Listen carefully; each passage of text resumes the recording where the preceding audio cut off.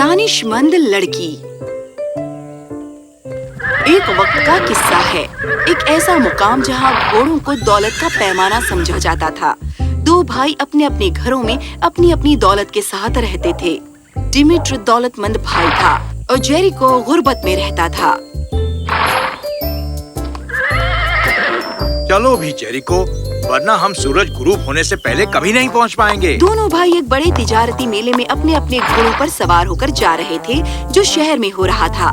जैसे ही वो रवाना होने वाले थे, जेरिको की बेटी वहाँ आ पहुँची। मेहरबानी करके अब्बा, मुझे अपने साथ ले चलिए। ये एक बहुत लंबा सफर है मेरी बच्ची, और तुम थक जाओगी। मैं हमेशा से शहर देखने की ख्वाहिशमंद थी। मेहरबानी कीजिए अब्बा।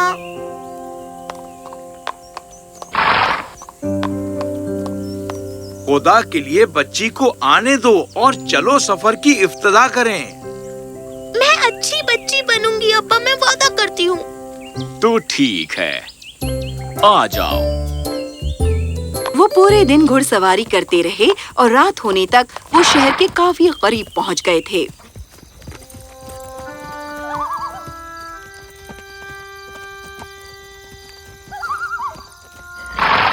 चलो कोई जगह ढूंढे रात में आराम करने के लिए, और सुबह सवेरे हम शहर के लिए निकल जाएंगे।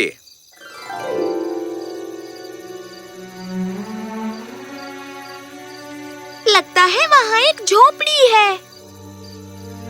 यकीनन। चलो वहाँ चलें।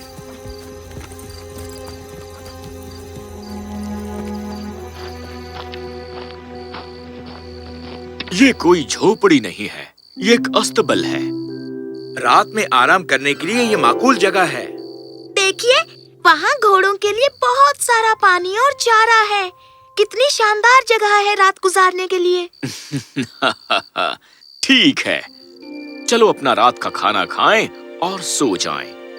तो तीनों ने उस रात के लिए अस्तबल को अपना घर बना लिया। अगले दिन वो जल्दी उठे और अपना सफर जारी करने के लिए तैयार हो गए। चलो भी नोरा, हमें जाना होगा। आ रही हूँ अब्बा। वो क्या था?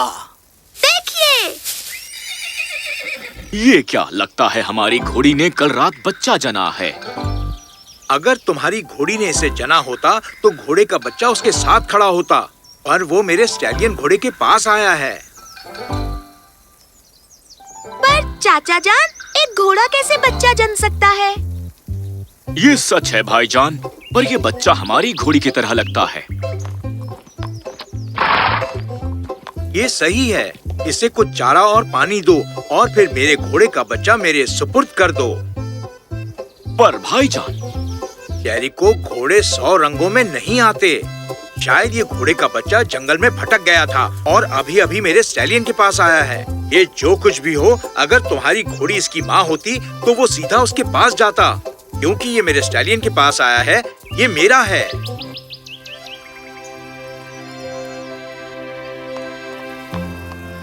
देखिए भाईजान। देखो। तो दोनों भाई देर तक लड़ते रहे कि घोड़े का बच्चा किसे रखना चाहिए। आखिर में नोरा को एक तजवीज सूझी। अब्बा, चाचा जान, हम शहर में क्यों न चलें? वहाँ क्या दानिशमंद बादशाह नहीं रहते? चलो उनके पास चले और उनसे कहें कि वो ही फैसला करें। ये दुरुस्त फरमा रही है भाईजान। हाँ, तुम्हारी बेटी तुमसे कहीं ज्यादा दानिशमंद है। चलो चलें। वो शहर के फाटकों तक पहुँचे। इस दौरान जब भाई पहरेदारों से बात कर रहे थे, नोरा ने एक इख्तियार पढ़ा जिस पर एक चोर की तस्वीर थी जो पास के दरख्त पर लगी थी। इश्तहार में लिखा था, चोर, जो कोई भी बादशाह को इस चोर की इत्तला देगा उसे 100 सोने की मोहरों का इनाम दिया जाएगा। भाइयों ने बादशाह को सारा किस्सा सुनाया। खैर, क्या ख्याल है तुम्हारा? ये यकीनन बहुत दुश्वार है बादशाह सलामत। अगर घोड़ी घोड़े के बच्चे की माँ होती तो घोड़े के बच्चे ने उसका दूध पिया होता। पर देखा जाए तो घोड़े का बच्चा दौलतमंद भाई का भी नहीं है। वो सिर्फ लालच की वजह से लड़ रहा है। वैसे तो इसके पास अपने खुद के बहुत से घोड़े हैं और वो आसानी से इस गरीब भाई को घोड़े का बच्चा दे सकता है। खैर, चलो देखें कि भाई दौलतमंद है या गरीब गुरबा, तकदीर की वजह से है या दानिशमंदी की वजह से या उसकी कमी की वजह से। बादशाह सलामत, आखिर आप क्या करना चाहते हैं? खैर, जब वजह खत्म हो जाती है तो दानिशमंदी हमारी मदद के लिए आती है। चलो देखें इनमें से कौन सा भाई दानिशमंद है। खैर, क्योंकि घोड़े का बच्चा तुम दोनों में से किसी का नहीं है, मैं तुमसे एक सवाल पूछूंगा। जिस किसी का जवाब ऐसा होगा जिससे मैं सादमान हो जाऊं, उसे ही घोड़े का बच्चा नसीब होगा। तो बादशाह ने भाइयों से एक सवाल पूछा। दुनिया में सबसे तेज शय क्या है? दुनिया में सबसे नर्म शय क्या है? और दुनिया में सबसे बेशकीमती शय क्या है? बताओ। हर कोई बादशाह के इस अजीब और गरीब सवाल से सकते में आ गया। वो सब बेताबी से उस जवाब का इंतजार कर रहे थे जो भाई देने वाले थे। डिमित्री ने सोचा कि अगर अपने जवाब से वो बादशाह की तारीफ करेगा तो बादशाह उसकी तरफदारी करेगा, तो उसने जवाब दिया। खैर, ये बहुत आसान है बादशाह सलामत।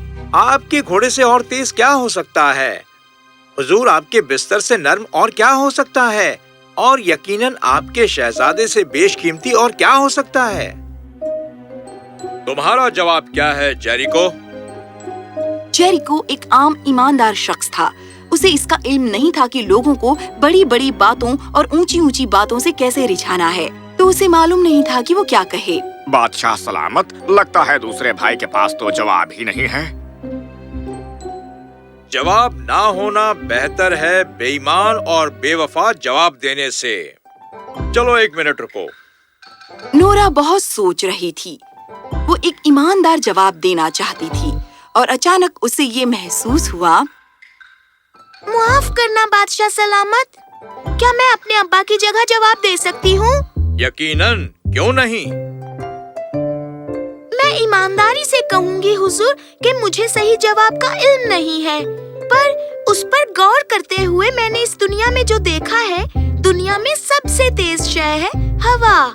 ये इतनी तेज है कि ये तूफान पैदा कर सकती है और रास्ते में आती हर शय को नेस्तो नाबूद कर सकती है।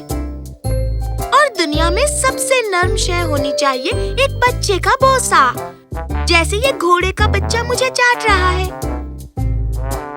और सबसे बेशकीमती शय दुनिया में होनी चाहिए ईमानदारी, वरना आपने 100 सोने की मोहरों के इनाम का ऐलान नहीं किया होता एक चोर की इत्तला के लिए।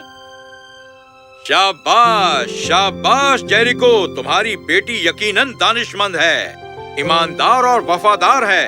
मैं उसके जवाब से मुसरत हुआ। मैं तुम्हें न सिर्फ ये घोड़े का बच्चा दे रहा हूँ, पर 100 घोड़े और 10,000 सोने की मोहरें बतौर इनाम भी दे रहा हूँ। जहाँ तक तुम्हारा सवाल है दिमित्र, तुम दरिया दिल हो सकते थे, पर तुमने नीचता को चुना। नीचता तुम्हें इतनी दूर ही ले जा सकती है, पर देर तक टिकने वाले इनाम मिलते हैं वफादारी से। तुम्हारे लिए ये सबक रहे। मैं समझ सकता हूँ बादशाह सलामत। शुक्रिया मेरे मालिक, आप यकीनन बहुत ही फिराक दिल हैं। तो ऐसा है, हम दूसरों पर नीच चाले चल सकते हैं, पर वो हमें दूर नहीं ले जाती। लोग हमें समझ जाते हैं, पर अगर हम एक यकीनन एक खुशियों भरी मुतमईन जिंदगी जीना चाहते हैं, तो हमें ईमानदार, वफादार और दानिशमंद होना चाहिए।